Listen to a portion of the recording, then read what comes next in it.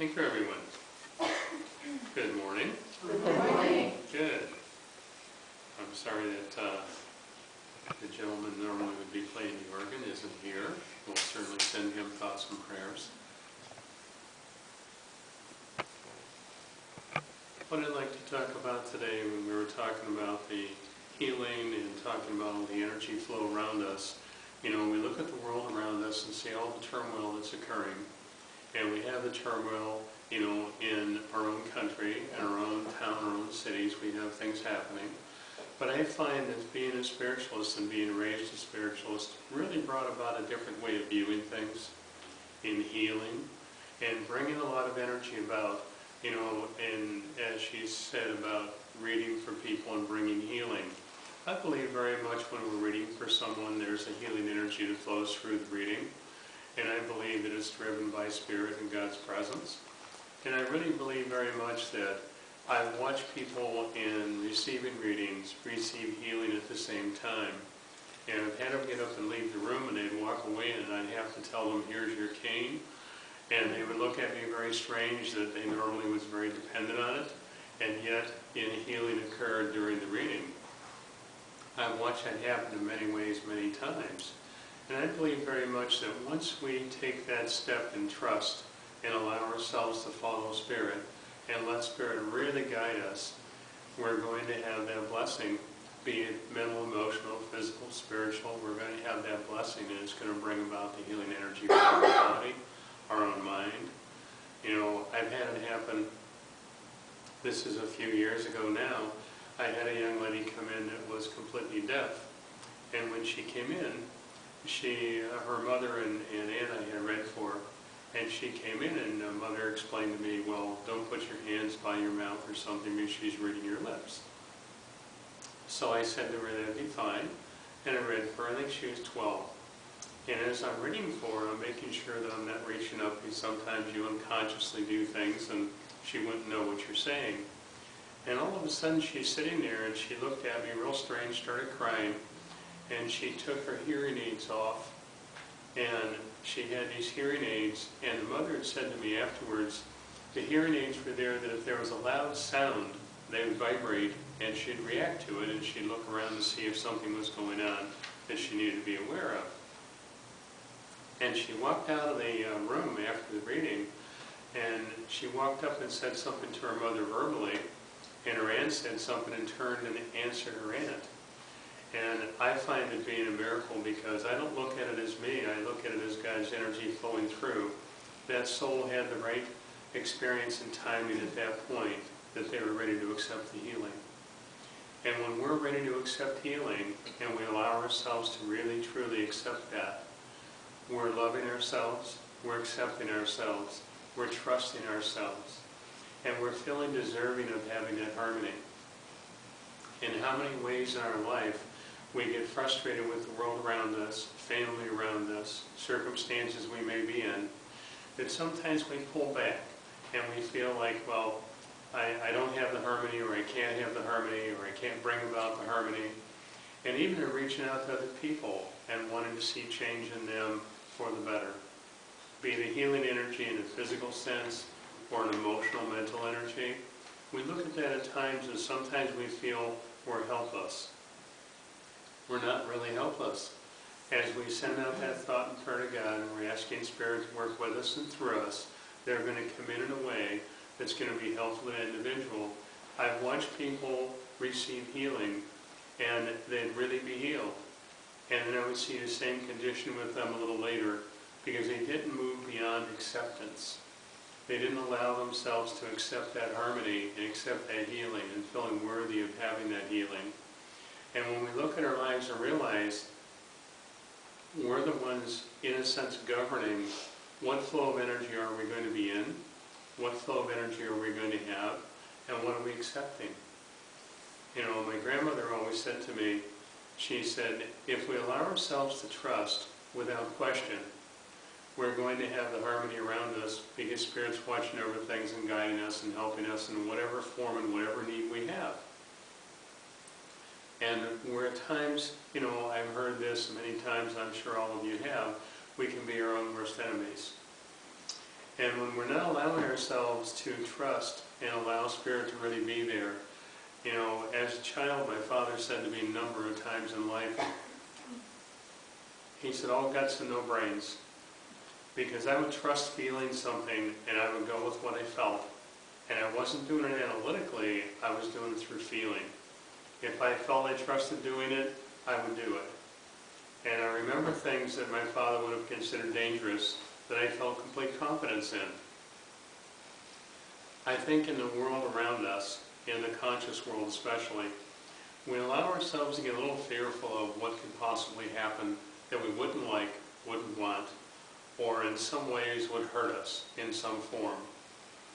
And I really believe that if we allow ourselves to open ourselves to that acceptance of not having that fear and looking at it as something that, yes, we're not doing something ridiculous, we're doing something from trust.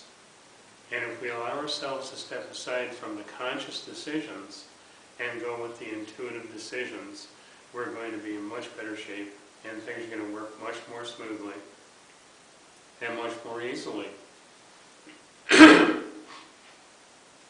I remember Dana Bailey saying something to me one time. I was driving, and we're in a driving rain, and we're driving to Cleveland, Ohio. I was living in Warren, Ohio, and I drove to Cleveland, Ohio to teach a class. And Dana Bailey was a mentor for me when I was about 7.5, 8 years old.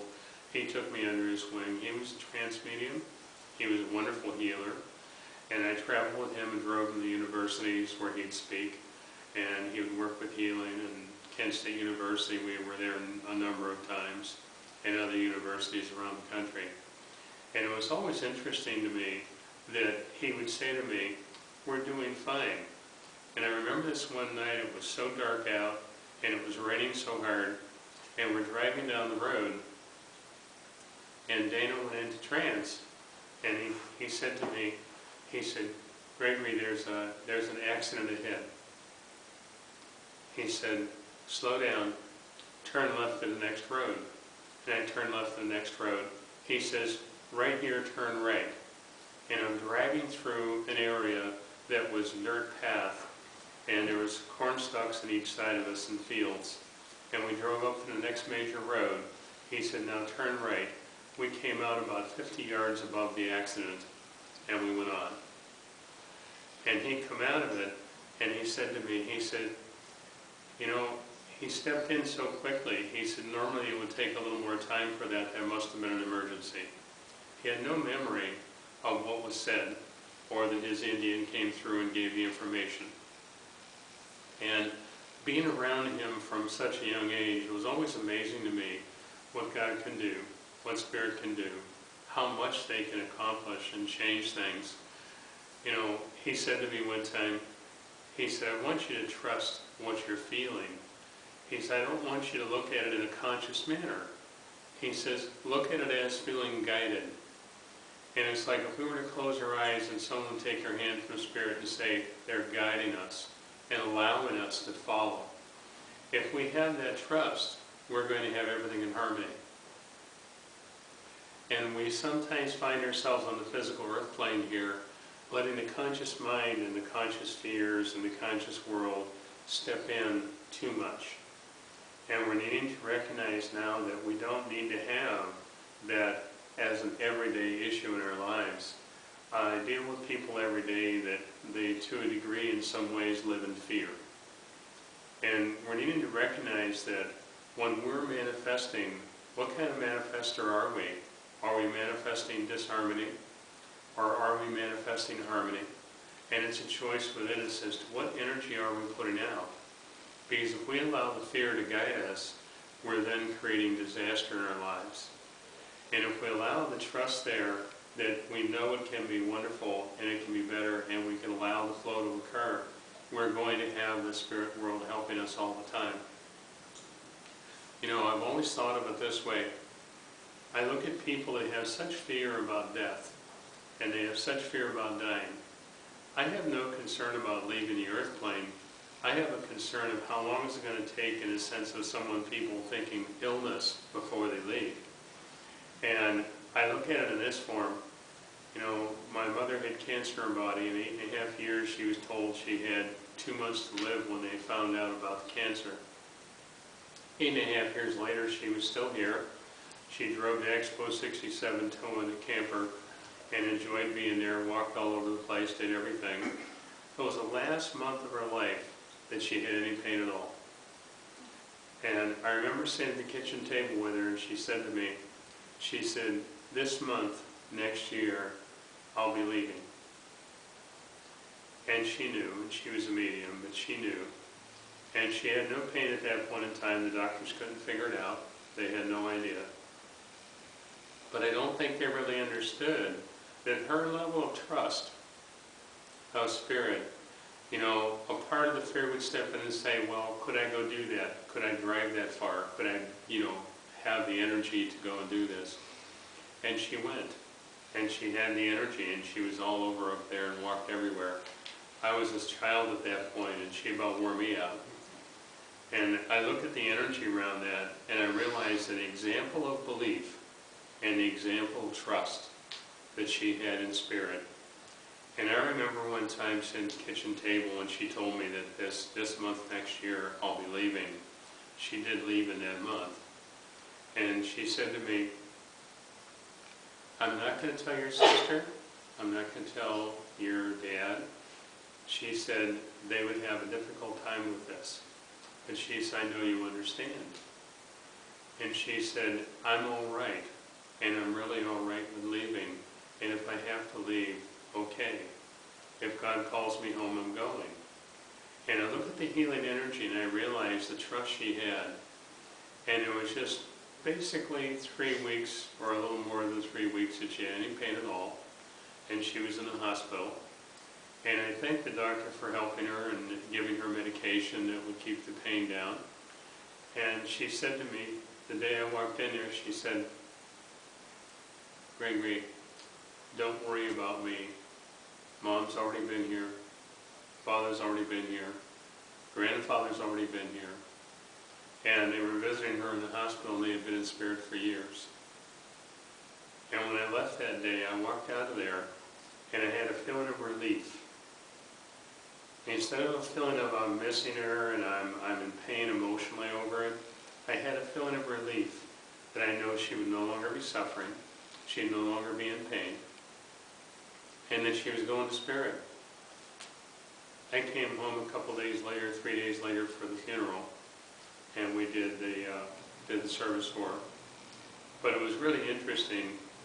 I look at people and realize when we have our faith as a spiritualist, and we have our understanding as a spiritualist, I feel so sad for other people and other religions and other understandings that they have such a fear and they feel such a loss.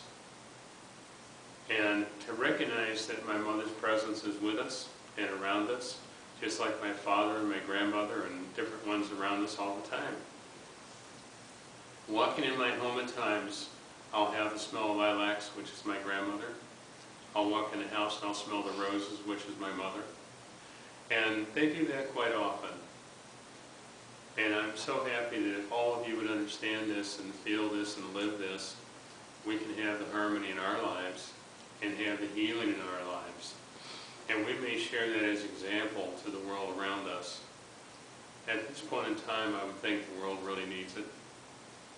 And I see people all the time that are in this rush on the earth plane of pushing and shoving and trying to make everything happen.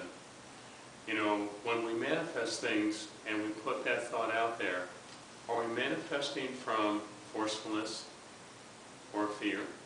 Or are we manifesting from harmony and trust and love? And when we're working with that manifestation, I've never had anything in my life that I would think about wanting or doing that it didn't come to me bigger, better, more than what I'd even put thoughts out for. And for us to look at our lives and realize that is already ours and it's a blessing, and to allow it to be, because what it really comes down to is us allowing it to be, and not be in a situation of thought or belief that is either bringing the fear in or resistance in or feeling unworthy. You know, I see people all the time that I work with and I talk to in readings and in other engagements where I share with them. I find that energy so prevalent, and to me it's sad, because I love to see everyone realize the harmony that we can have, and that it's already at our fingertips. All we need to do is allow it. You know, I look back at my father, and my father was full-blooded German, very strong man, very determined, very quiet, didn't say too much of anything. If he said something, he meant it. But he had an intuitive side to him that he could walk through a group of people, and I know he felt energy with them, and he'd say to me, well, I thought that. He wouldn't say he felt it.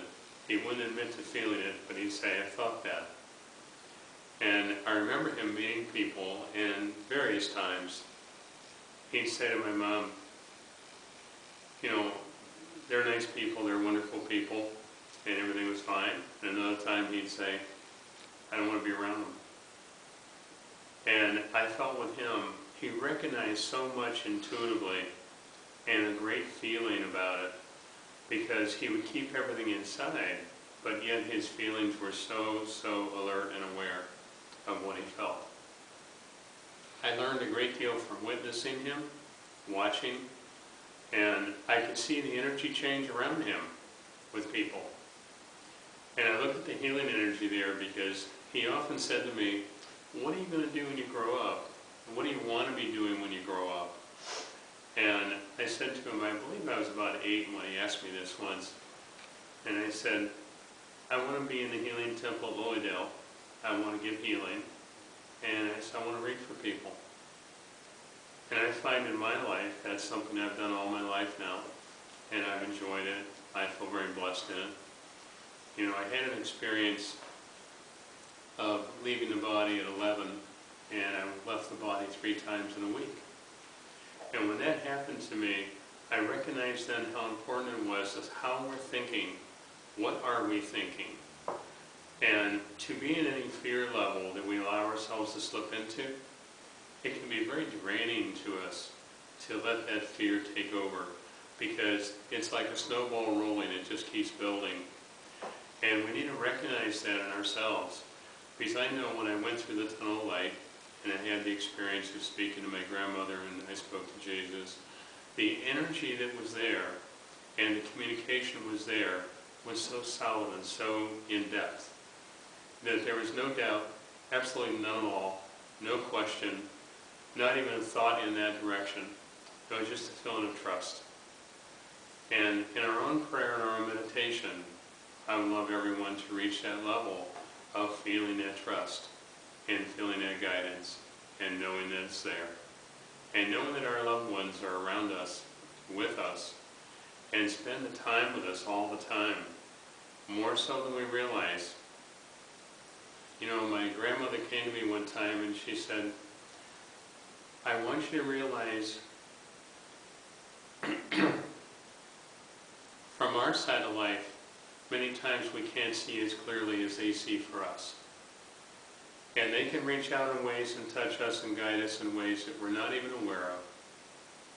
And to put out that thought and energy of giving them permission to work with us, to come through us, to guide us, and to put that thought and energy out there on a daily level, that we reiterate that prayer and that thought, asking them to help. And it's not taking our responsibility away of anything, but it's allowing them to guide us in ways that's a wonderful gift, and it's a wonderful energy, and it's wonderful healing. You know, I would love to see the spiritual faith reach a point like it did in World War II, where it was really registering the largest group of people in any religion in the U.S. And it was something that was fantastic amount of people interested. But they had turmoil, they had fear, they were looking for guidance, they were looking for healing, they were looking for messages. And when the trauma supposedly went away, it's like, we'd rather not be that responsible and that focused on that. We just want to live our lives and do our conscious thing. And if we look at our lives now and realize there's a lot of people out there very stuck in their conscious things, and it really creates turmoil, not only for themselves but others. And for us to be able to step back and look at that and realize we can bring harmony, we can be the example of energy for people to awaken. Seen or said or unseen, it's all there and it's going to be there, and we're needing to open ourselves to the guidance. Thank you. God bless you all.